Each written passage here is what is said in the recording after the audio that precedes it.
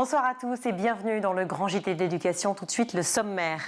Alors que la plateforme Parcoursup réouvre le 18 janvier prochain, on vous aide d'ores et déjà à bien appréhender justement cette phase d'orientation.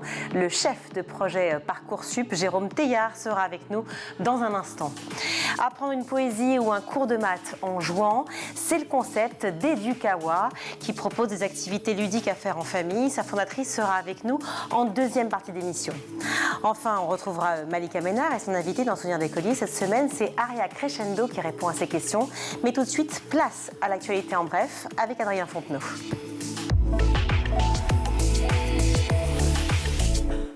Bonjour Adrien. Bonjour Virginie.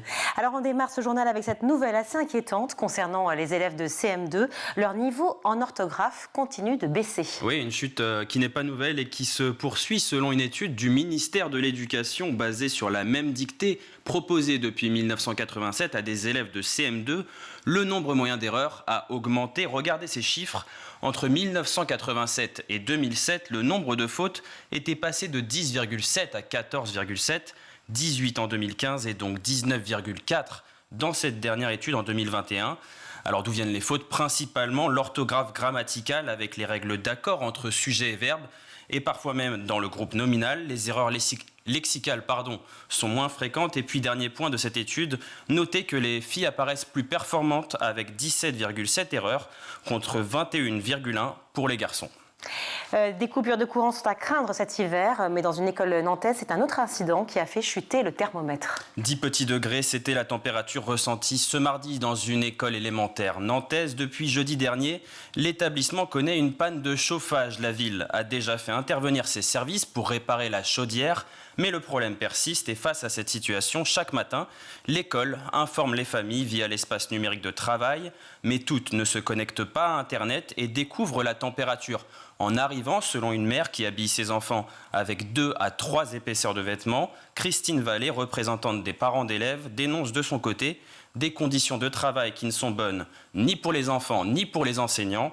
La ville de Nantes assure que la situation sera résolue jeudi. Oui, enfin, c'est pas fini avec ce qui nous attend pour cet hiver. Direction Marignane à présent, dans les Bouches-du-Rhône.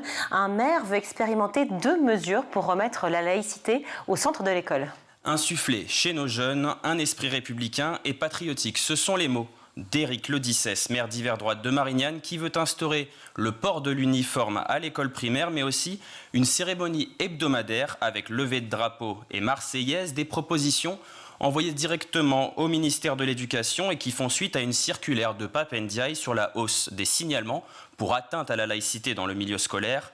En septembre, l'Éducation nationale en recensait 313 et même 720 en octobre, avec une augmentation des incidents liés au port des signes et tenues religieuses.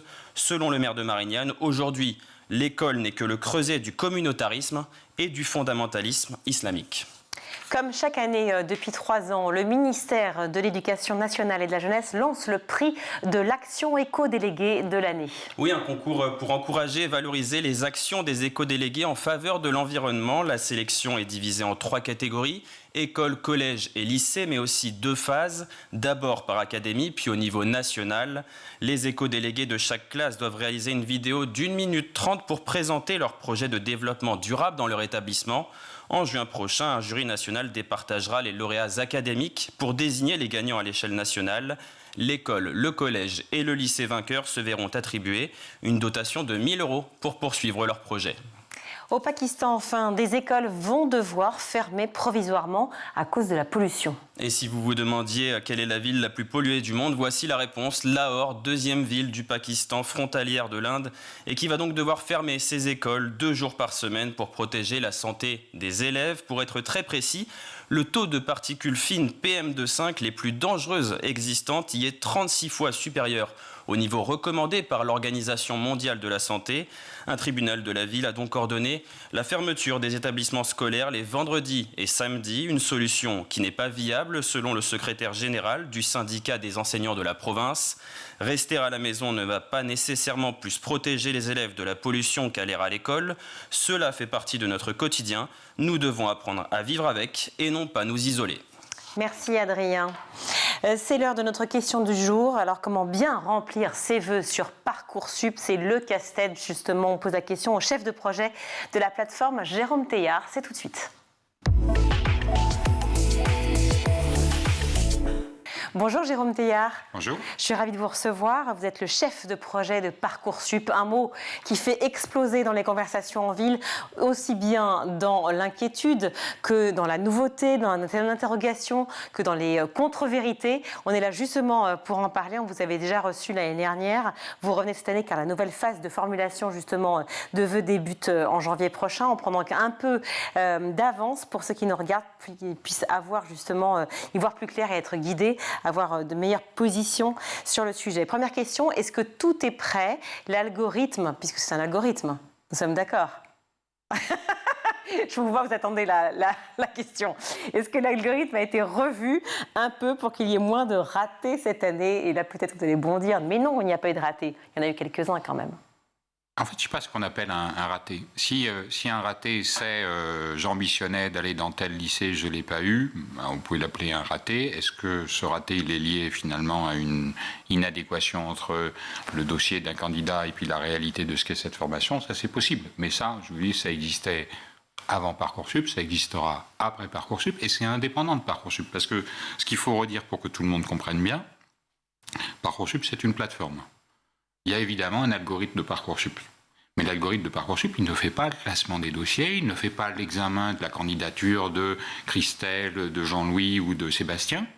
Ce que fait l'algorithme de Parcoursup, c'est de récupérer les candidatures de chacun de ces 3 candidats, pris au hasard, et puis ensuite de les transmettre à des formations qui vont examiner le dossier. Mais alors, attendez, il y a un algorithme quand même. Comment elles sont basées? Quels sont les critères de l'algorithme? Mais en fait, disons-le. Non, mais je te redis, je reprends parce que c'est très important. Oui, et c'est au cœur de l'incompréhension qu'il peut y avoir.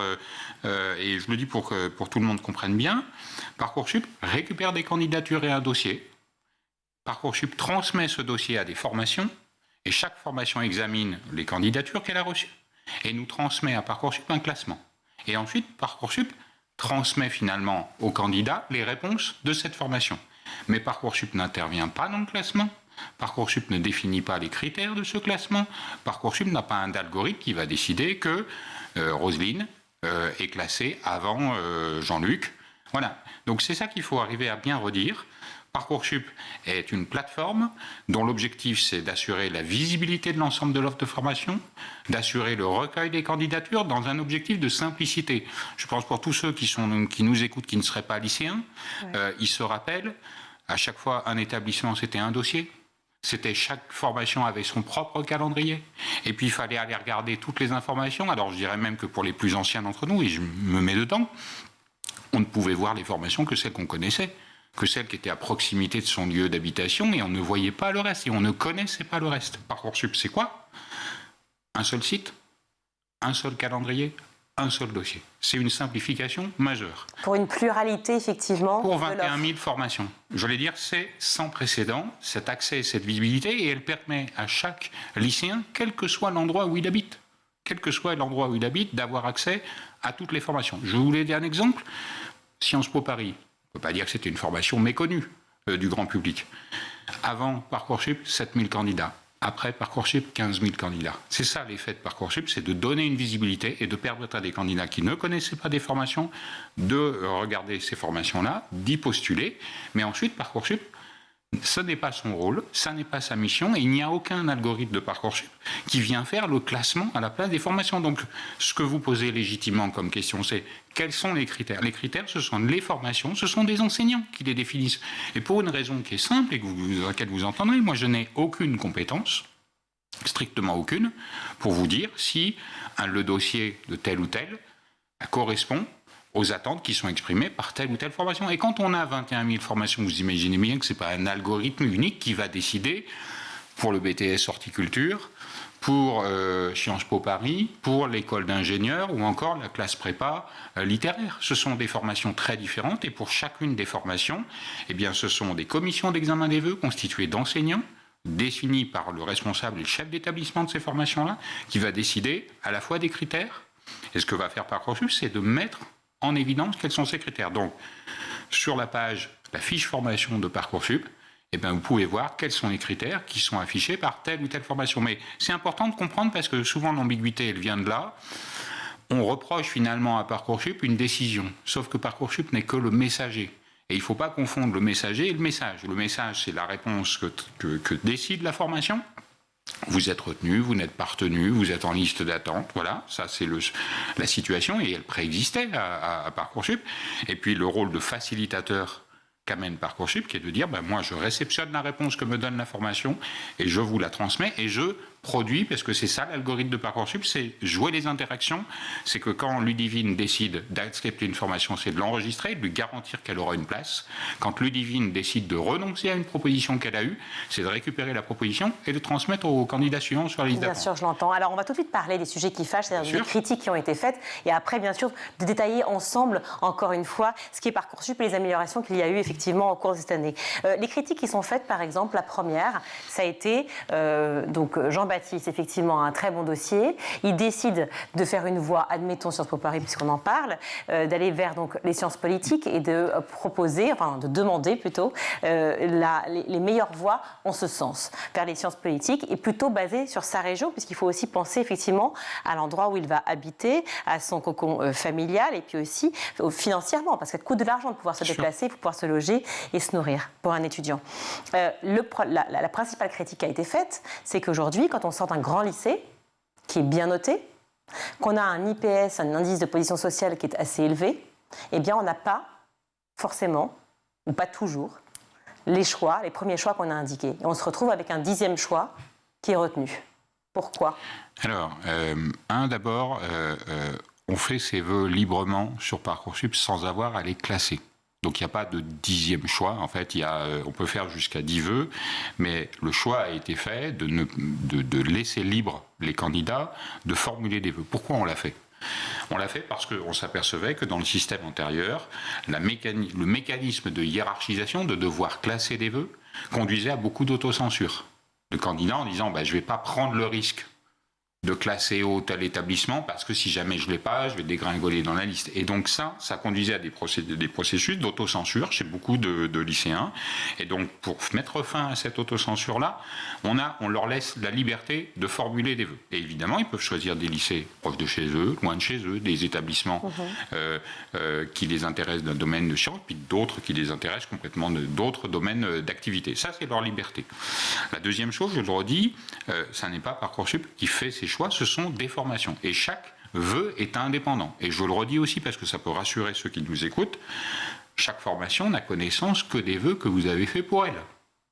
Vous avez vraiment une protection des données personnelles. J'allais dire, il n'y a que moi qui sais les vœux que vous avez formulés, mais moi je ne communique pas à d'autres. Mais chaque candidat est le seul à connaître les vœux qu'il a formulés pour un ensemble de formations. L'école en question, la formation en question, a accès au dossier. Et le dossier, il est complet. C'est un dossier avec à la fois les notes, donc de première terminale, c'est ça ? Oui. Les résultats du bac et le fameux IPS, indice de position sociale ? Non, il n'y a pas ces éléments-là. Ce sont des éléments avec ce qu'on appelle aussi la fiche avenir qui est remplie par le lycée et qui permet d'intégrer à la fois les appréciations des professeurs et puis une appréciation du proviseur sur la capacité de réussir dans la formation demandée et la cohérence de ce projet avec le parcours d'études accompli par le lycéen. Évidemment, le proviseur se prononce différemment selon les vœux qu'a formulé chaque candidat. Deuxième élément aussi qui figure dans le dossier, c'est la lettre de motivation. Oui. Parce que c'est un point important qui permet aussi aux lycéens de réfléchir, est-ce que j'ai bien compris ce qu'est le contenu de cette formation ? Est-ce que le jour où je vais y arriver, je ne vais pas m'apercevoir que finalement, ça n'est pas ce que j'attendais ? D'où l'intérêt du travail que vous faites de pédagogie, d'où l'intérêt du travail des salons, du travail des journées portes ouvertes. Nous avons fait une étude d'opinion auprès des lycéens et ce qu'ils nous ont dit en 2022, qui est une évidence, mais c'est bien de le voir aussi exprimé par eux, c'est que les journées portes ouvertes ont un rôle très important pour rassurer, pour comprendre. Tout se joue sur l'orientation et on va en parler juste après. Exactement, et moi je l'ai toujours dit et je continuerai à le dire en permanence, c'est que ce qui compte c'est l'humain, toujours de l'humain, encore plus d'humain. Avec un algorithme, c'est quand même contradictoire. Mais justement, c'est que la plateforme, elle n'est là que pour être un support d'accompagnement et d'aide, mais ça n'est pas elle qui fait les choix, elle aide à formuler des choix, elle aide à décider, mais ça n'est pas la relation complète, c'est-à-dire que nous avons une fiche de formation qui présente la formation, ça doit être pour les lycéens un point de départ pour s'interroger, pour aller interroger des acteurs, pour interroger des étudiants dans cette filière, pour appréhender est-ce que ce que je lis m'intéresse, est-ce que la réalité du contenu de la formation, est-ce que j'en attends ? Et croyez bien que souvent on voit des lycéens qui se sont fait une idée d'une formation, se font une idée d'un métier, se sont dit parfois, mais pour aller à ce métier, il n'y a qu'une seule formation. Et notre objectif, notre travail, et qui est un travail à la fois sur la plateforme, mais qui est un travail surtout avec les gens, les acteurs de terrain, c'est d'arriver à expliciter, à faire comprendre ce qu'est une formation. Peut-être que parfois, vous savez, on dit il y a plusieurs chemins qui mènent à Rome. Sur Parcoursup, les formations et les métiers, c'est la même chose. Et ça, c'est tout ce travail de pédagogie autour du contenu des formations. Ma responsabilité sur Parcoursup, c'est de faire en sorte que, à travers une fiche de formation qui présente de manière synthétique des éléments, un lycéen puisse déjà repérer les grandes informations qui sont nécessaires, mais que ça soit le levier pour ensuite être accompagné, poser des questions et interagir avec les responsables de ces formations-là, parce que rien de tel pour connaître, pour comprendre, et y compris sur des questions sensibles en disant quels sont les éléments, est-ce qu'il y a des parcours d'études recommandés quand je suis au lycée pour accéder à ces formations, oui. Quels sont les critères? Et d'où, je reviens sur le parcours de fameux Jean-Baptiste, qui est un prénom hypothétique, mais pour imaginer un dossier en question, est-ce que le choix du lycée en question compte pour Parcoursup? Non. Non. Et je veux redire aussi, parce qu'il faut arriver à le partager aussi, ces informations. Il y a 15% de mentions très bien parmi les lycéens. En bac général? Oui, 15%. Il y a 40% de mentions bien et très bien. Donc, quand vous me dites que Jean-Baptiste a un très bon dossier, il n'est pas seul à avoir un très bon dossier. Je vous donnais aussi d'autres chiffres, 2021. Le nombre de lycéens qui ont une mention très bien au baccalauréat et qui ont choisi l'enseignement de spécialité mathématiques, physique, chimie, y compris l'option maths experte, donc très scientifique. Ils sont 21 000. Combien ont fait des vœux en classe préparatoire scientifique MPSI? 13 000. Voilà. Si je prends les 5, 10 grandes prépas auxquelles peut-être Jean-Baptiste aspire, et encore une fois, je ne lui reprocherai jamais d'aspirer à ces formations, c'est légitime d'avoir de l'ambition, d'avoir de l'aspiration, et c'est normal. Et surtout un rêve. C'est quand même le principe de tout élève qui va devenir citoyen plus tard et qui rêve de faire telle école. Dans chaque classe prépa, il y a 48 places. Ce sont 13 000. Voilà. Donc il faut aussi avoir ces éléments-là. Évidemment, ça n'est pas Parcoursup qui fait l'examen de ces dossiers, mais il y a beaucoup de dossiers très excellents. Ce que nous allons aussi introduire en 2023, et qui est un point important, je pense qu'il doit participer à répondre aux attentes des élèves et puis à objectiver l'analyse des candidatures, c'est intégrer les notes, les enseignements, des épreuves finales des enseignements de spécialité, les notes des épreuves qui se passaient au mois de juin. Elles auront lieu cette année entre le 20 et le 22 mars, et ces notes-là seront intégrées dans le dossier pour l'examen des vœux par les formations du supérieur. Et je crois que c'est un élément qui est objectif parce que c'est indépendant de votre lycée. C'est des sujets nationaux, c'est une copie anonyme, ce sont des notes corrigées par d'autres enseignants que ceux de votre établissement, et puis ce sont des harmonisations qui ont lieu par le système éducatif, par les acteurs de l'éducation nationale, comme ça se passe pour toutes les notes finales de baccalauréat. Donc ça, c'est un progrès. Ce progrès ne doit arriver qu'en 2023, puisque ça fait 3 ans qu'on essaye de le faire, et il ne vous a pas échappé que le Covid a perturbé beaucoup le cycle de scolarité et que les ministres avaient décidé, et à raison, de ne pas créer d'inégalités compte tenu des différences de continuité du service éducatif dans les établissements scolaires, de manière à ce que ça soit serein. Donc nous n'avons pas pu faire cette évolution qui était programmée depuis 2020. Nous espérons bien le faire en 2023, et je crois que c'est un élément qui rassure aussi, parce que c'est un élément d'épreuve terminale. Et ça veut dire quoi? Parce que je vais essayer d'être très concret. Imaginez, alors continuons à l'appeler Jean-Baptiste. Jean-Baptiste est dans un très grand lycée, vous l'avez évoqué. Et puis Jean-Baptiste, il a une moyenne de 12 parce que son professeur, il tient à noter un peu de manière sévère parce qu'il veut le préparer aussi à être ambitieux. C'est aussi effectivement un cas important qui arrive. Et puis Jean-Baptiste, vous me dites, oui, mais il va avoir 19 à la fin au baccalauréat au mois de juin. Parce que son niveau réel est celui-là. Ce qui se passait jusqu'à présent, parce qu'il y a toujours eu une décorrélation entre le baccalauréat et l'accès à l'enseignement supérieur, c'est que cette note de 19 au mois de juin, on ne pouvait pas la prendre en compte. Elle arrivait trop tardivement dans le processus. Cette année, Jean-Baptiste, l'épreuve, il a passé du 20 au 22 mars. En 2023. Il la passe le 20 au 22 mars. Alors, je ne sais pas s'il aura 19, moi, Jean-Baptiste, mais ça dépend. On lui souhaite, ce fameux Jean-Baptiste, s'il existe. Mais à d'autres, moi je le souhaite à tous, d'avoir le résultat qu'ils escomptent. Donc elle sera prise en compte. Exactement. Et donc, il n'y a plus la question de cette différenciation entre ma note finale à la fin de l'année puis ma note en cours d'année. Il y aura toujours la possibilité d'avoir ces deux éléments. Mais les formations du supérieur, elles auront à la fois les notes du bulletin, et elles verront le niveau de Jean-Baptiste en continuité, mais elles verront aussi le niveau de Jean-Baptiste sur l'épreuve finale. Alors j'en viens donc à la critique suivante qui a été faite et que j'entends beaucoup ici et là, qui est certains parents qui disent il faut peut-être que je change mon enfant d'école, de lycée en terminale, pour que en fait le lycée soit peut-être un peu moins haut, un peu moins bien, si vous voulez, noté de manière générale, afin que la prise en compte de mes vœux sur Parcoursup soit faite de manière tangible. Ouais, moi, je voudrais qu'on évite ces fantasmes-là. Mais c'est pour ça qu'on en parle. Je suis là justement pour pouvoir en parler. Je le redis, et encore une fois, je prends des chiffres officiels, vous pouvez les vérifier, ils sont publics. Sur le baccalauréat général, parce que c'est souvent ce point-là, 97% des lycéens du bac général ont eu au moins une proposition d'admission. 97%. Sur une classe et ça paraît pas normal ? Comment ? C'est normal, non, d'avoir une proposition d'admission ? Oui, mais sur une classe de 30, ça fait moins de 1.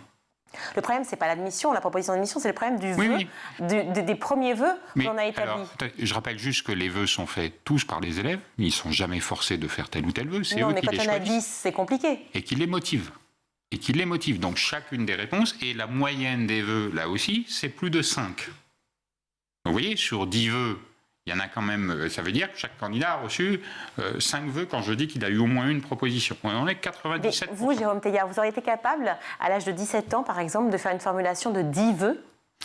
Moi, je ne sais pas, parce que en fait, j'aurais sans doute aimé faire 10 vœux. Il se trouve que à l'époque, il n'y avait pas de système d'information. Donc j'allais là où finalement ce qui était en proximité de chez moi. Vous aviez une envie, un rêve, vous saviez, vous voulez par exemple être dans l'éducation nationale ? En fait, mais non, pas du tout. J'ai fait complètement autre chose. Mais vous dire ce que je trouve intéressant, y compris à travers moi l'exemple personnel. Ouais. Je n'ai su ce qu'était une classe préparatoire aux grandes écoles que quand je suis arrivé à l'éducation nationale, c'est-à-dire même plus de 10 ans après le début de ma carrière professionnelle. Vos parents ne vous en parlaient pas, votre entourage n'en parlait pas, l'école non plus, c'est ça ? Il n'y en avait pas dans le lycée où j'étais. Et donc, ça n'existait pas dans mon esprit parce que, en fait, il n'y en avait pas dans ma proximité. Et parce que mes parents n'avaient pas suivi ce cursus-là, donc ça n'existait pas. Je pense que ça aussi, il faut le prendre en compte. C'est-à-dire qu'aujourd'hui, Parcoursup permet une diversité, permet de voir toutes les formations. Je reprends aussi des exemples qui sont récents. Les écoles nationales vétérinaires ont créé un concours post-bac. Il y a quelques années, l'accès aux écoles vétérinaires était réservé à ceux qui avaient fait une classe préparatoire, BCPST, elle s'appelle, et pour certains, le fait d'accéder à une classe prépa était une forme d'autocensure. Je ne peux pas, j'ai pas le niveau pour aller en classe prépa. Aujourd'hui, le concours est d'accès direct, des post-bac sur Parcoursup, et on voit qu'ils ont diversifié leur profil, diversifié le nombre de lycées, diversifié les territoires dans lesquels. Donc, oui, moi j'entends qu'il y a des critiques, c'est normal. Moi je prétends pas à une perfection, enfin je veux dire, elle n'existe pas, et c'est légitime. Moi je suis toujours au contact des parents pour essayer de comprendre. Je fais samedi une réunion avec une fédération de parents d'élèves et on fait un webinaire parce que je pense que ça fait partie de la mission d'expliquer toujours en permanence et de prendre en compte aussi les remarques. Parce que c'est ça aussi, Parcoursup n'est pas un dispositif figé dans lequel j'ai D'ailleurs, raison, vous le faites évoluer là, je le vois. J'ai raison et ils ont tort. Ça n'est pas ça. C'est un dispositif qui progressivement évolue chaque année. Et nous répondons aussi, parce que nous faisons chaque année, elle est plus rendue publique, une étude d'opinion auprès des lycéens pour mesurer ce qui les satisfait, pour mesurer là où ils ont des attentes encore insatisfaites, pour mesurer quelles sont les pistes sur lesquelles on doit travailler pour répondre toujours à la préoccupation de l'usager. Alors, je vois qu'effectivement, vous faites évoluer un peu Parcoursup. Avant la première phase de formulation des vœux qui donc aura lieu le 18 janvier, il y a un site d'information qui sera consultable, c'est bien ça, dès le 20 décembre. Qu'est-ce qu'on va pouvoir y trouver sur ce site ? Alors, nous avons fait le choix depuis plus de 3 ans maintenant d'ouvrir le site d'information pour y trouver la nouvelle offre de formation 2023. Aujourd'hui, vous pouvez aller sur Parcoursup, vous voyez l'offre de formation 2022, celle qui a servi à la procédure 2022. Vous pouvez déjà consulter. Évidemment, il y aura beaucoup d'éléments qui sont similaires parce que l'offre s'est stabilisée aujourd'hui, mais néanmoins, vous pourrez voir l'offre de formation 2023 et ça permet dans un temps qui est en famille, à l'occasion des fêtes de fin d'année, aussi d'avoir un petit regard. On y mettra des vidéos évidemment explicatives de manière à ce que finalement les lycéens puissent appréhender l'offre de formation, voir comment fonctionne la plateforme, à travers des éléments assez simples et des explications. Et puis, finalement, là aussi, c'est toujours moi, je reviens à cela, c'est préparer peut-être quelques questions qui vont poser qui à leur professeur principal, qui au prochain salon auquel ils iront pour se renseigner, pour rencontrer des professionnels. Je crois que moi, je suis un levier, une plateforme pour être un tremplin à des questions. Alors justement, cette fameuse plateforme Parcoursup, c'est un peu finalement le dernier passage à la réflexion sur l'orientation. Tout se joue finalement sur cette orientation et ce que l'on souhaite faire. Certains étudiants savent tout de suite qu'ils veulent devenir médecin, vétérinaire ou menuisier, mais d'autres ont cette interrogation, comme vous l'avez eu a priori, moi aussi, et plein d'autres. Pendant des années, c'est compliqué de savoir en troisième, seconde, comment se positionner déjà au choix de spécialité pour la première et la terminale, puis après, effectivement, pour les études secondaires éventuelles ou un métier après. Comment on fait pour être accompagné, parce que cette orientation, ce conseil en orientation dont vous parlez, à la fois sur les salons, à la fois sur les webinars, il est quand même très restreint, même si sur le papier, et je l'ai lu plusieurs fois avec l'Éducation nationale, il est proposé, dans la réalité, il n'est pas appliqué. Alors, là aussi, moi, je nuance fortement vos propos. Regardez l'étude d'opinion, elle est publiée sur le site, elle est faite auprès d'un panel par Ipsos de lycéens, donc c'est pas moi qui les ai choisis. Ils disent qu'il y a de l'accompagnement, il existe dans les lycées. Ça, il faut le redire. C'est un accompagnement de combien de temps ?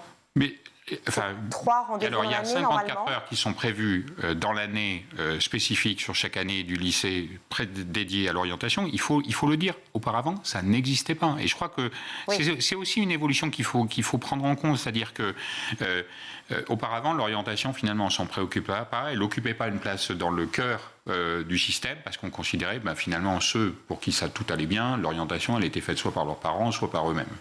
Ce qui est une réalité. Voilà, mais très souvent. Oui, mais sans doute que c'est une réalité, mais notre objectif, et l'objectif des pouvoirs publics, c'est, parce que c'est un enjeu démocratique, c'est que l'orientation, elle soit pour tous, parce que chacun doit pouvoir décider, y compris de ne pas aller dans l'enseignement supérieur, parce qu'il y a une autre voie, qui est celle, par exemple, je pense, des bacheliers professionnels, qui peuvent faire un choix de s'insérer directement dans l'emploi parce que leur diplôme les y prédispose. Il peut y avoir aussi des choix différents. Enfin, on le voit, il y a depuis 2 ans une appétence pour l'apprentissage auquel correspond un développement de l'offre en apprentissage. Et nous voyons sur Parcoursup des candidats qui maintenant ne font que des vœux en apprentissage, c'est-à-dire qu'ils ont changé aussi d'orientation. Ce temps-là de maturation d'un projet, il est évidemment fondamental. Et tout ce que je peux vous dire et ce que j'ai d'intérêt à vous dire maintenant, ce ne sont pas les règles de fonctionnement de Parcoursup, c'est le travail sur le projet d'orientation, le temps de réflexion pour confronter ses envies, ses projets, ses rêves avec une forme de réalité. Et puis simplement, il ne s'agit pas, quand on va confronter un professionnel, de redescendre de 3 étages parce que j'avais pensé à ça, etc. Il s'agit simplement de confronter, parfois, y compris, c'est pour s'apercevoir qu'on a les moyens d'y aller. Et que c'est une formation dans laquelle on s'était refusé d'y songer parce qu'on s'était dit c'est pas fait pour moi. Eh bien, nous, notre ambition, c'est d'accompagner aussi des jeunes. C'est l'accompagnement par les professeurs principaux, c'est l'accompagnement par les psychologues de l'éducation nationale, c'est l'accompagnement par l'ensemble des acteurs de l'orientation, c'est l'accompagnement par la seule des acteurs qui aujourd'hui participent et des formations. Quand moi j'ai fait des salons récemment là sur Paris, il y a 2 semaines, voilà, ce sont des milliers de parents, de jeunes qui viennent, qui passent, qui vont prendre des rendez-vous, qui reviennent des fois sur le site Parcoursup avec une première idée. Moi, je ne blâmerai jamais un lycéen de changer d'avis 4 fois par semaine. Encore une fois, ça fait partie. Et finalement, c'est sain aussi, parce que ça veut dire qu'on s'interroge. Ça veut dire qu'on essaye de réfléchir. Et c'est pour ça, moi je vous le redis, parce que souvent c'est caricaturé, la lettre de motivation, elle n'est pas faite uniquement pour les formations. La lettre de motivation, elle est aussi une réflexion sur soi-même. Pour soi, oui. Voilà, si on n'est pas en capacité, en 2 paragraphes, d'exprimer pourquoi on est intéressé par cette formation, quelque part, ça veut dire qu'il y a un petit problème. Ça veut dire qu'on l'a mal compris, ça veut dire qu'on n'est pas capable d'exprimer ce qui va vous intéresser. Et je pense que être capable d'exprimer ce qui nous intéresse dans cette formation, c'est déjà avoir fait le pas, de mieux la comprendre, de s'interroger sur les critères, sur ce qu'on attend, sur ce qui permet d'y réussir. J'entends tous les efforts que vous avez faits effectivement sur l'orientation et le choix de pouvoir réorienter s'il le faut, en tout cas orienter les élèves vers ce qu'ils souhaitent ou ce pourquoi ils sont faits. Maintenant, ma dernière question, c'est par rapport à la formation justement des professeurs dont vous parlez. On a les conseillers d'orientation, on a toutes les associations qui viennent aussi en parler et aider justement à l'orientation de ces élèves. Mais il y a aussi ces professeurs qui doivent être formés. Est-ce qu'ils sont suffisamment formés et est-ce que c'est leur rôle finalement de pouvoir, en plus de leur rôle de professeur de mathématiques, de français ou d'SVT, d'être en plus conseiller d'orientation? Les professeurs principaux, ça fait partie de leur rôle très clairement. Hein. C'est inscrit dans les textes. Après, il s'agit de les accompagner, de leur donner les outils qui leur permettent de mieux conseiller, de mieux informer les lycéens. Je crois qu'il ne faut pas confondre.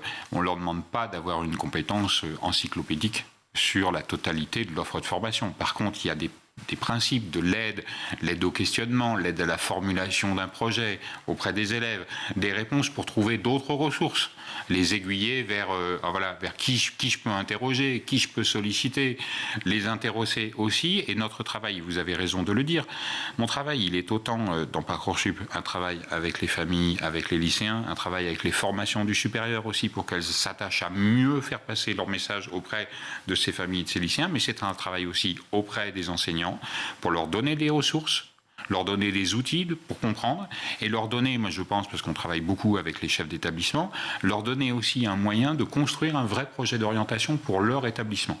En ayant une visibilité, quels sont les choix qu'ont fait les élèves de l'année précédente? Où sont-ils allés? Parce que cela aussi, ça renseigne sur la manière dont je vais préparer l'ensemble de mes équipes à faire une stratégie. Voilà, c'est un travail, moi je le dis avec beaucoup de modestie, c'est un travail dans la durée. Parce que nous sommes passés d'un système dans lequel, finalement, la finalité du lycée, c'était de faire passer le baccalauréat.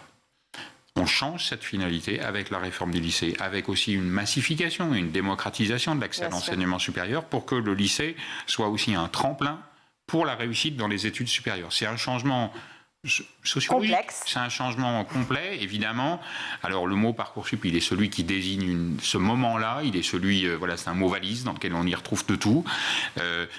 Mais voilà, il faut ramener les choses à leur réalité. Parcoursup n'est qu'une plateforme, mais Parcoursup c'est une logique avec un accompagnement vers les lycéens et puis un horizon qui n'est jamais terminé, qui est celui d'améliorer à la fois la compréhension, de faire travailler ensemble enseignants du lycée, enseignants de l'enseignement supérieur. Il n'y a rien de tel pour arriver à se comprendre. Et il faut résoudre ce fossé qui a existé trop longtemps entre l'enseignement scolaire et l'enseignement supérieur. Merci Jérôme Teilhard d'avoir été avec nous. Je rappelle que vous êtes le chef de projet de Parcoursup. Merci à vous.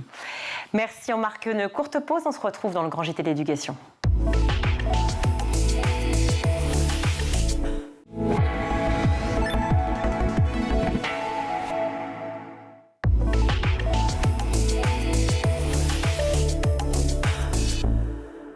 De retour dans le Grand JT d'éducation, nous sommes avec Hélène Boulet-Suppot. Bonjour.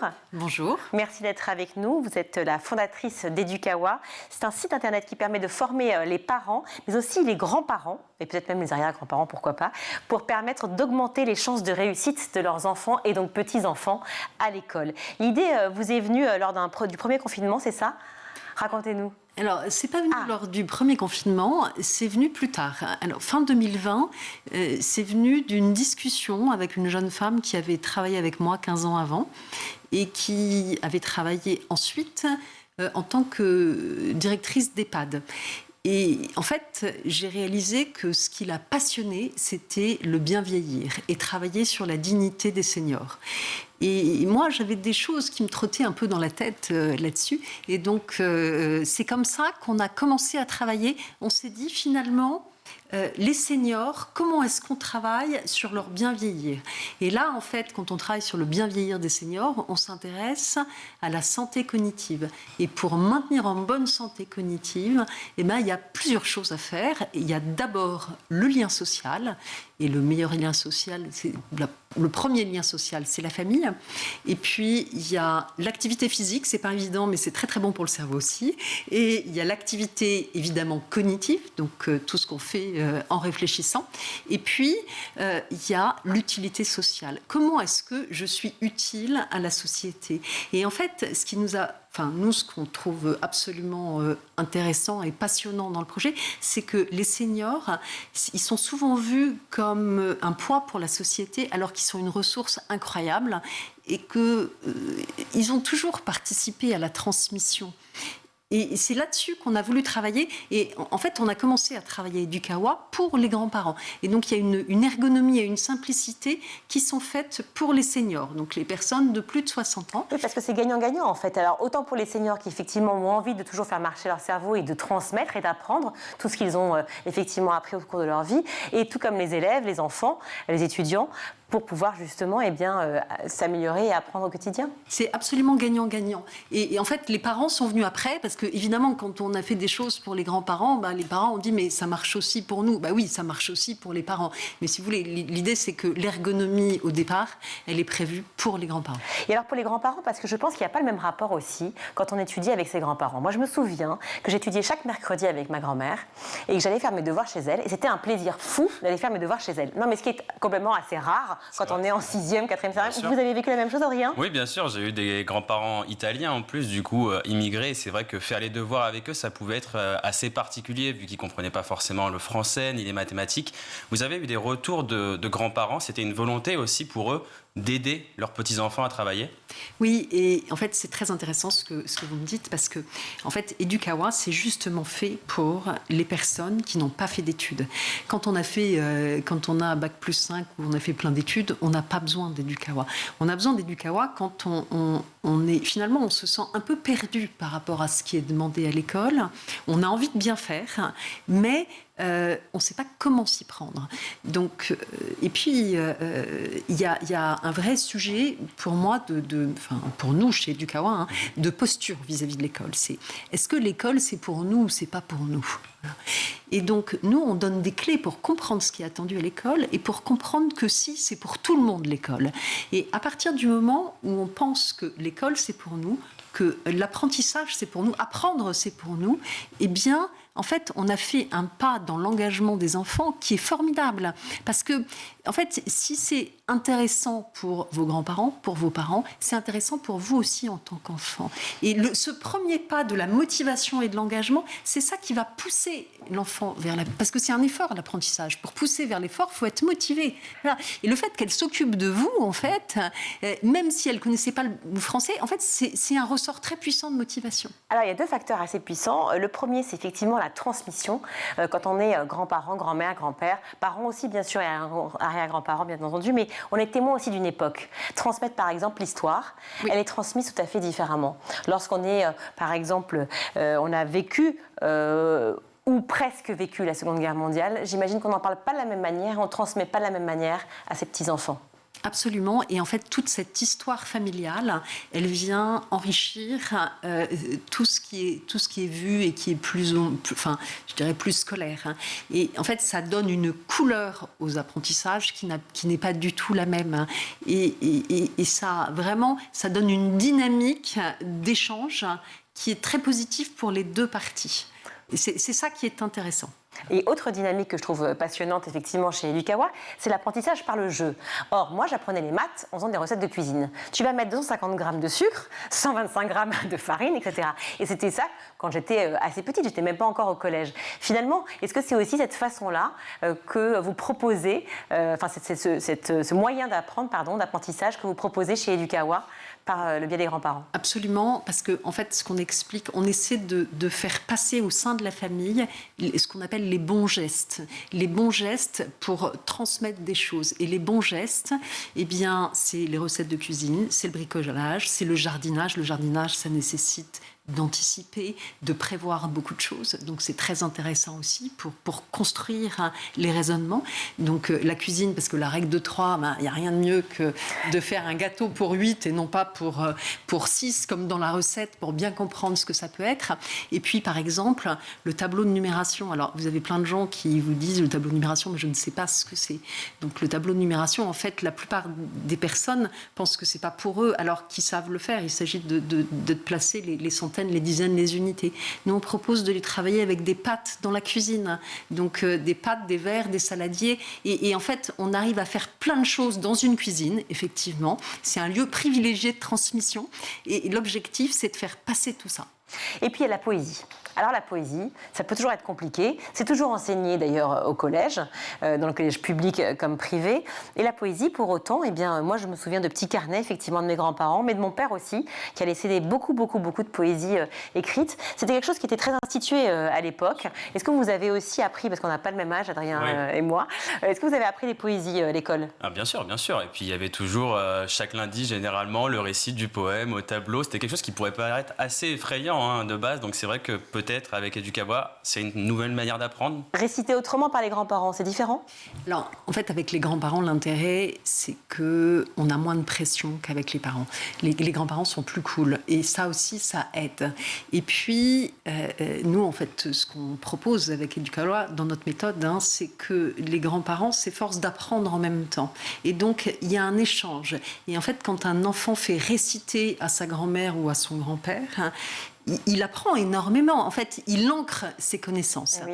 Et en fait, si vous voulez, et on explique qu'une poésie, on l'apprend quand on fait son dessin, déjà. Et on décortique tous ces gestes qui sont... finalement, on ne sait pas comment s'y prendre, sinon pour aider un enfant à apprendre sa poésie quand il ne retient rien. Et vous voyez, on peut s'énerver facilement.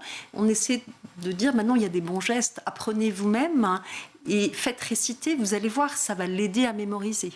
Et puis ça aide aussi effectivement les grands-parents et les parents à faire travailler leur mémoire, ce qui est toujours formidable. C'est toujours formidable. Combien de temps dure un module Educavoix? Alors, si ça marche par module, je ne sais pas comment. Oui, en fait, on a décortiqué tout le primaire en maths et en français en 25 à 30 chapitres par niveau matière. Donc, ça fait 50 à 60 par niveau. Et à chaque fois, on y passe, en fonction de son niveau de connaissance, entre 5 et 15 minutes.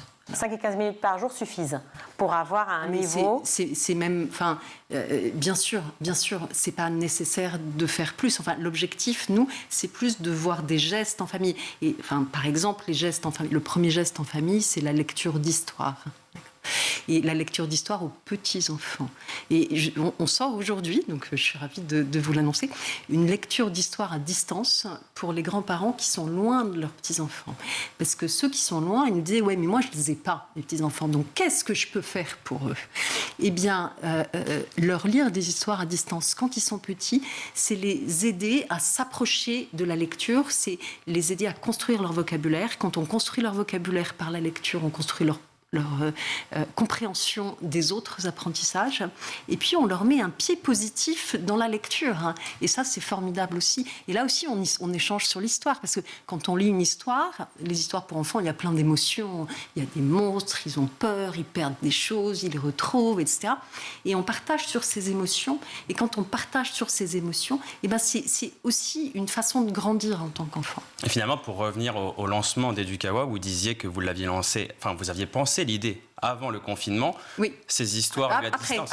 Après le confinement, ouais. Ces histoires en fait lues à distance par les grands-parents, c'est aussi une manière de créer du lien social par l'apprentissage entre les grands-parents et les petits-enfants. Absolument, absolument. Et je pense qu'effectivement, le confinement a joué sur ces idées, parce que, en tout cas, moi, j'ai été très en colère du fait que certaines familles n'avaient pas d'outils et se retrouvaient à la maison sans outils, ne savaient pas comment s'y prendre.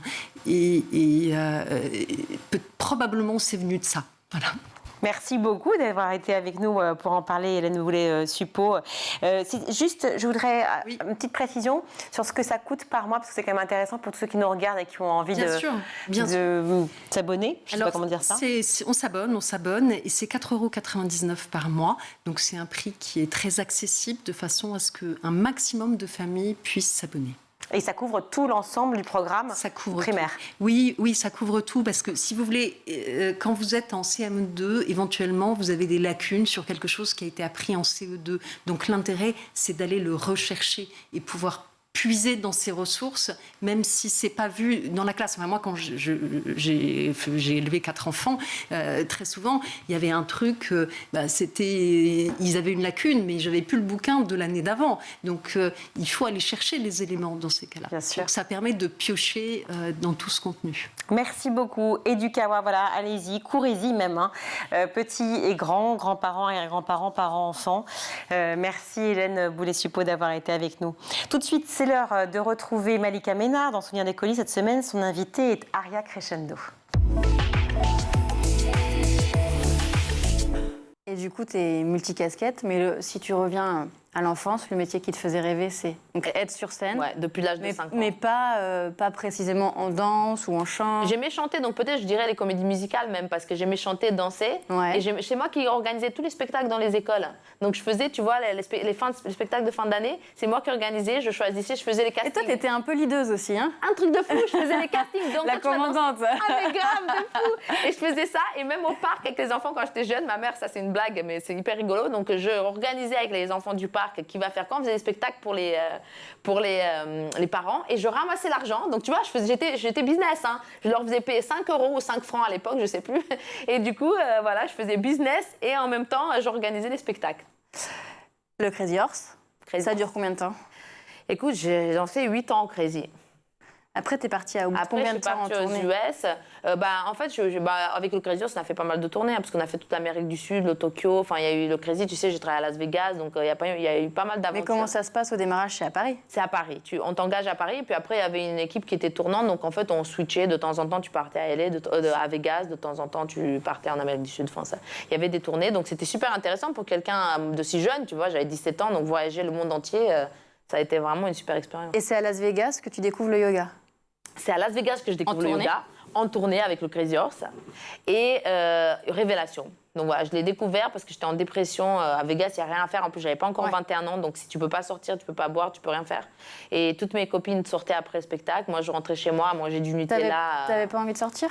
Je pouvais pas si j'avais pas 21 ans et une fausse ID. Je pouvais pas. Là-bas, ça passait pas? Non, pas du tout. Tu regardes, ils sont hyper stricts. Hein, ils te demandent ton ID, hein, ils te laissent pas rentrer. Hein, et les autres, elles te faisaient pas faire des petites fêtes à l'intérieur? Non, elles te laissaient toute seule. Mais grave, j'étais toute seule dans la résidence à manger du Nutella, à regarder Jerry Springer Show. Tu vois ce que c'est, Jerry Springer? Le truc qui se tape dessus, là, le truc dépressif. Et j'étais en dépression. Donc du coup, vraiment, j'étais le plus down possible, presque au bout de la boulimie. Quand des copains du Cirque du Soleil m'ont dit viens avec nous au yoga. Et je dis c'est quoi ça, yoga du 3e âge? C'est quoi ce truc de vieux? C'était pas la mode en plus à l'époque. Pas du tout, tu vois. Donc, du moins, moi je savais pas en 2000. En tout cas, pas en France. Hein. Non, pas en France, pas du tout. Et ils m'ont dit tu vois, c'est un truc des vieux et tout. Donc ils m'ont amené au yoga, effectivement, tout sur un bras, sur la tête, des trucs acrobatiques. J'ai dit non, mais je veux faire ça, c'est quoi ça? T'as adoré tout de suite? Tout de suite. Et du coup, les bénéfices, 17 ans alors, à ce moment-là les bénéfices de la pratique, je les ai sentis parce que je suis restée 3 mois à Las Vegas. Et tout de suite alors? Ah, mais tout de suite. C'est-à-dire que je me sentais tellement mieux, la dépression, elle est partie, l'envie de manger des conneries, elle est partie. Non, mais vraiment, je me suis sentie réalignée, revivre. Et moi, comme tu vois bien, je suis hyperactive. Et ça t'a un peu canalisé. Ça m'a aidé à canaliser mon énergie et pas être partout à la fois et vraiment mettre l'énergie là où je dois vraiment, où c'est nécessaire. Tu vois. S'il y avait eu ça quand tu étais à l'école? Franchement, ça m'aurait aidé de fou. C'est pour ça que je dis que ça devrait être obligatoire dans les écoles. Moi, mon rêve, tu sais, c'est d'amener ça dans les écoles, hein, parce que ça fait 10 ans que j'ai une école de formation. Et mon rêve, et je l'ai dit sur France Inter, et ils m'ont dit c'est très bien, parce qu'il y a des gens de politique qui écoutent la radio, mais mon rêve, c'est de former les profs de l'éducation nationale de sport à introduire le yoga dans les écoles. Je pense que c'est une bonne chose. Parce que franchement, j'aurais eu ça m'aurait sauvé et j'aurais beaucoup plus appris dans plein de matières, parce que j'aurais été plus recentrée. Il y a eu la Star Academy après? Oui. T'as quel âge à ce moment-là? Là, j'avais Starac de 2005-2006, je sais pas, 22, 23, un truc comme ça. Et là, t'es connue du grand public? Là, connue du grand public, et surtout le yoga connu du grand public, parce que c'était pas du tout à la mode, j'étais la seule. Donc d'ailleurs, t'étais un peu celle qui incarne le yoga en France? Un petit peu, puisque j'ai démarré avant que ça soit à la mode. Donc oui. Et du coup, comment ils t'ont repéré? Ils sont venus au Crazy Horse parce qu'ils recherchaient des chanteurs et chanteuses. Enfin, ils voulaient des gens, des caractères intéressants pour la Starac. Et moi, j'ai dit à Alexia Allaire-Joubert, écoute, moi, je veux pas 5 et 6. Bon, c'est déjà la fin, là, notre histoire. Mais par contre, je viens de sortir un livre. Ah, je te jure, mais j'ai dit, par contre, je viens d'écrire un livre de yoga et je veux bien présenter cette discipline à la Starac, si ça vous dit. Et c'est elle aussi, elle m'a dit, non, mais le truc de vieux, c'est pas visuel. Et je dis, tu vois, c'est pas visuel. Donc, j'ai fait quelques postures très visuel, ça, pour le coup. Sur une vidéo. Et elle m'a dit, waouh, c'est super beau à voir. Je dis, voilà. Et c'est comme ça que c'est parti. Et après, là, il y a la Starac qui revient. Ouais. Tu vas être dedans aussi encore. Écoute, ils m'ont proposé. J'étais assez surprise, mais je suis contente de continuer à présenter. J'étais surprise parce qu'ils n'ont pas pris des anciens profs. Tu sais, Kamel, qu'on adore et tous les profs. Il n'y en a pas? Ah non, c'est que des nouveaux scoops là. C'est que des nouveaux profs. Ouais, c'est quasiment que des nouveaux. Donc du coup, ouais, je me suis dit est-ce que ça va le faire. Mais du coup, apparemment, je suis encore dans le coup. C'est le yoga. C'est la jeunesse éternelle. Oui. Oui. Mais t'étais quand même super jeune au démarrage. Oui, c'est vrai. J'avoue. Les autres, on les a perdus sur la route. C'est la fin de ce numéro. On se retrouve demain, toujours en compagnie d'Aria Crescendo pour la suite de Souvenirs d'écoliers. À demain. Merci Malika et à demain. Tout de suite, c'est le meilleur de School TV avec le ZAP. En effet, ça continue à être une source d'anxiété. Comment est-ce qu'on fait justement pour dédramatiser cette question, Amel ? Alors, c'est l'objectif d'Elle Bouge depuis 17 ans qu'elle existe. C'est vraiment d'apporter de l'information aux jeunes filles du collège jusqu'aux études de l'enseignement supérieur sur quels sont les parcours académiques qui sont absolument multiples pour devenir technicienne, pour devenir ingénieur et se destiner aux métiers dans des industries stéréotypées masculines. 9000 bénévoles, 7700 marraines qui ont toutes un background académique de sciences, de maths, de tech et technologique. Donc on va valoriser tous les parcours de formation des bacs pro jusqu'au bac plus 5, plus 8. Et c'est ce qu'elles vont faire toute l'année, c'est témoigner auprès des jeunes filles, collégiennes, lycéennes, étudiantes, de ce qu'elles ont fait et vraiment venir leur faire comprendre que il faut continuer les maths, il faut continuer les sciences parce que ça ouvre toutes les portes des concours, des entrées en école, des entrées en formation également, en formation initiale, en formation technologique, en formation peu diplômante, en tout cas, tout est valorisé pour que les jeunes filles puissent dédramatiser de continuer à faire des maths et de la science. Vous avez, vous, des élèves de tous les âges ? Plutôt des enfants, plutôt des adultes, des personnes un peu plus âgées peut-être ? J'ai des élèves, ça va de 9 à 70 ans, je crois. D'accord. C'est ça qui est bien aussi pour les claquettes, c'est vraiment une danse familiale qui plaît à tout le monde, que ce soit dans les représentations en spectacle. Vous avez toujours un public très familial qui vient voir les spectacles de claquettes. Et dans les cours, c'est pareil. On a des enfants, des ados, et je peux même pas vous dire la moyenne d'âge, ça doit être vraiment la moyenne d'âge des Français. Enfin, c'est vraiment très représentatif de la population en général. Il n'y a pas de catégorie non plus socio-professionnelle, c'est une danse très populaire qui s'adresse vraiment à tout. Et c'est surtout une danse qu'on peut pratiquer selon ses souhaits et selon ses goûts musicaux, puisqu'on peut la pratiquer sur du jazz, on peut la pratiquer sur du hip-hop, on peut la pratiquer sur des choses urbaines. Du rock. Moi, je fais des claquettes sur la musique classique. Donc c'est vraiment une danse qui est universelle et qui s'adresse à tous. Et voilà, venez en cours de claquettes. C'est les éditrices qui sont venues me trouver. Alors, je n'ai pas cité d'ailleurs la maison, c'est On ne compte pas pour du beurre. Exactement, qui a pour ambition de réinjecter dans des histoires des personnages qu'on ne voit pas toujours, des personnages queer, dans des histoires pour enfants. On en trouve parfois dans les histoires pour plus grands, mais ce sont des questions qui sont importantes et un terrain qui est important d'occuper pour nous dès le plus jeune âge. Donc elles sont venues me trouver avec cette idée. Et si, en fait, dans les contes, tous les personnages n'étaient pas hétérosexuels. Et partant de là, on avait le champ libre, en fait. Vous avez choisi 3 contes. Cendrillon, pour commencer. Oui, Cendrillon, parce qu'en fait, j'adore les princesses. Et c'est mon conte d'enfance préféré.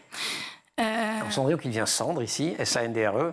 Alors, dans l'histoire de Cendrillon, on peut remonter l'histoire de Cendrillon à plus de 1000 ans. Dans la Chine antique, il y a déjà des traces de cette petite princesse qui perd une chaussure à un bal, etc.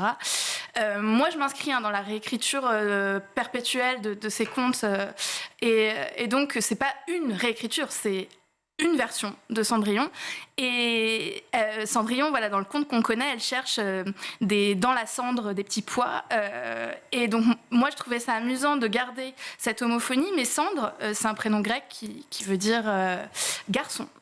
Et notre Cendrillon, il lui arrive un grand malheur, c'est-à-dire que son papa, à cause d'une malédiction d'une fée qui s'est un peu trompée de cible, son papa ne sait pas en fait que Cendrillon est une fille. Il la prend pour un garçon. Et donc c'est un drame parce que les filles ne sont pas invitées au bal. Et Cendrillon, qu'est-ce qu'elle veut ? Absolument être invitée au bal. Être invitée par le prince au bal et le rencontrer, quoi, comme toutes les jeunes filles du royaume. Le sujet de la mixité est un axe majeur chez 100 000 entrepreneurs. Et il y a une dizaine d'années, en fait, on a créé une action spécifique qui, au départ, se passait sur une semaine. Et ça a tellement bien fonctionné que ça fonctionne maintenant sur tout un mois. Et l'action s'appelle les Semaines de sensibilisation des jeunes, femmes et entrepreneuriat. Cette année, on a fêté les 10 ans. Au mois de mars, on a 40 000 jeunes qui ont rencontré 2000 femmes entrepreneurs. Et là, vous avez des femmes qui vont voir les filles et les garçons les filles pour qu'elles puissent s'identifier, mieux se projeter. Et on a fait une mesure d'impact cette année qui nous a montré qu'effectivement, le processus d'identification est beaucoup plus fort quand vous avez une personne du même sexe. Mais on va aussi voir les garçons, parce qu'il faut que les garçons s'habituent à des modèles de réussite au féminin. Et ça, c'est très, très, très important, parce qu'on a ce sujet quand même qui revient toujours. Donc... Ces questions sont des questions exclusivement franco-françaises ou pas, Amel? Parce que je rappelle qu'Elle Bouge est présente notamment dans 25 lycées à l'international. Vous l'avez rappelé, 27 notamment établissements, ou plutôt 27 pays pardon, qui vous rejoignent pour cette journée spéciale orientation dès demain. Encore une fois, est-ce qu'on fait mauvaise exception, Alain Batière? Alors, pas que la France, mais la France en particulier. L'Europe, pour beaucoup de pays, on le voit, la question ne se pose pas en Afrique, en Amérique latine. L'Afrique qui affiche, en tout cas le Maghreb, qui affiche les taux de femmes ingénieurs les plus forts du monde, ça part de 60 à 70%. L'Amérique latine, pareil. Donc non, c'est pas un problème mondial, c'est un problème de certains pays, l'Europe en particulier, pas l'Europe du Nord non plus. Donc on agit là-dessus. On a des demandes de classes en CFA ou autres qui nous disent, est-ce qu'on peut avoir des marraines qui peuvent venir dans nos classes? On n'a que des garçons, ils ne comprennent pas que des filles peuvent faire leur métier. Non, les claquettes, c'est vrai, on parlait de comédie musicale. Est-ce que d'après vous, c'est une culture, une danse? Si on devait définir les claquettes, qu'est-ce que ce serait? Ou le tap dance? Un peu de Pour moi, c'est un état d'esprit. C'est un état d'esprit, c'est-à-dire que c'est une danse qui se vit au jour le jour, puisqu'on porte l'instrument sur soi. Donc moi, j'ai tout le temps des rythmes qui me passent par la tête, et puis je vais m'amuser à les faire avec les pieds, que ce soit dans la rue ou dans le métro. Alors parfois, je passe pour un cinglé, mais, mais c'est l'avantage de faire des claquettes, c'est qu'on a vraiment l'instrument sur soi. Et c'est un état d'esprit aussi par rapport au côté nomade, et pour moi, est libre des claquettes. Encore une fois, par rapport à cette idée qu'on porte l'instrument sur soi, je sais que où que je sois, et même sur une île déserte, peut-être ça arrivera un jour, j'ai pas besoin de quoi que ce soit, j'ai mes claquettes avec moi. Sur du sable, c'est un peu compliqué, certes, mais... C'est ça, il faut quand même un terrain, faut une planche, c'est ça? Ou un sur la sol, planche, c'est possible? Même pieds nus, ça marche très bien. On peut faire des claquettes, c'est-à-dire pieds nus? Tout à fait. Sur quoi? Pas sur de la moquette, dans votre salle de bain, sous la douche, ça marche aussi. Le son n'est pas pareil aussi. Alors non, mais justement, ça peut être intéressant de varier. Mais on peut danser avec déconstruit tout ici. On peut danser avec claquettes pieds nus, on peut danser... voilà, il n'y a aucune limite en fait à la pratique de cet instrument. Mais alors en cours, j'imagine qu'il faut quand même les chaussures, c'est un minimum. Tout le monde pieds nus? On fait le yoga en même temps? Non, claquettes évidemment. Alors, quand on démarre les claquettes, on a rarement des chaussures avec soi. Donc, dans ce cas-là, on vient avec des chaussures de ville. C'est juste pour découvrir le mouvement et puis le fait de taper du pied. Après, on sait si ça nous plaît ou pas. Dans 99,9%, ça plaît, évidemment. Et donc, les gens s'achètent une paire de chaussures. Ça coûte combien? Alors, c'est très variable. C'est entre 30 et ça va jusqu'à 200 € selon les modèles. Ils ont créé des œuvres d'art autour de tout ça. Comment? Alors en fait, ils ont travaillé à des œuvres toute l'année. L'expo revêt 3 parties sur 3 pans du mur de la salle. Le premier, c'est une grande fresque qui représente une colombe inspirée de la colombe de Banksy qui a un gilet pare-balles. Et au-dessus, les enfants écrivent « fragile » pour montrer que l'état de paix est précaire. Et le rameau d'olivier, exactement, représente également la paix.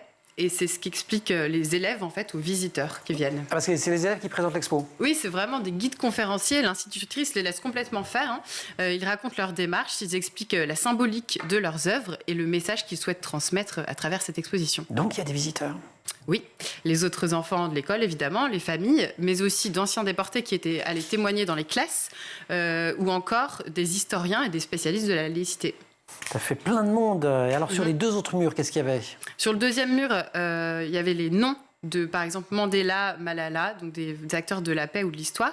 Il y a aussi des références à des slogans comme « Touche pas à mon pote, SOS racisme ». Et sur le troisième mur, c'est un hommage vraiment pour Ilan Halimi. Donc, ils ont fait des affiches avec le prénom Ilan, avec leur photo à l'intérieur de chaque mot, de chaque lettre de son prénom, pour montrer, je cite, qu'ils sont tous Ilan, peu importe leur religion ou leur origine. Et alors, vous m'avez parlé, avant de faire cette chronique, d'une table de la fraternité, c'est ça? Elle est au centre? Exactement. Elle représente un lieu d'échange. Il y a plein de symboliques différentes sur la fraternité. Ce projet incite vraiment les enfants à la tolérance et les rend responsables de cette fraternité. Il montre aussi, surtout, que l'éducation peut s'emparer de ces questions et avoir un vrai impact. Voilà pour le ZAP, c'est la fin de ce grand JT. Quand est-ce qu'on vous retrouve, Adrien? Prochainement, j'espère. Revenez très vite, Adrien Fontenot. En tout cas, moi, je serai là demain, même heure, pour le retrouver schooltv.com. freebox.com, canal 247 sur les Freebox. Aujourd'hui, à la réalisation, c'est Angèle Jean-Girard. Au son, Héloïse Merlin. Au make-up, Taï Sayad. Et Magué Salé Agathe Delannoy à la rédac. Bonne soirée à tous et à demain. Ciao.